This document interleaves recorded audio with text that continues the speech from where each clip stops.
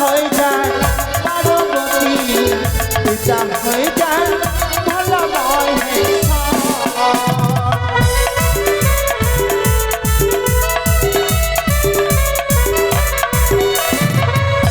সঙ্গত কি হয়েছে গো?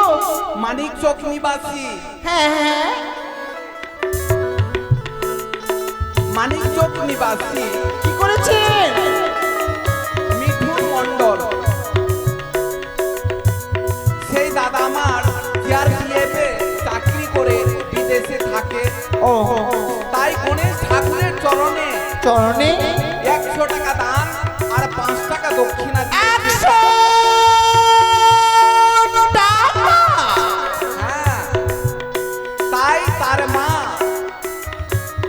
গণেশ ঠাকুরের কাছে কামনা করছে, ও গো গণেশ ঠাকুর, আমার ছেলে কর্মজীবনে বাইরে থাকে, আমার ছেলে যেন ভালো থাকে, সেই জন্য পুনরায় বাড়ি ফিরে আসে, সব পরিবারকে যেন দেখে, এই তোমার কাছে কামনা করি। তাই বলি তুমি মা গো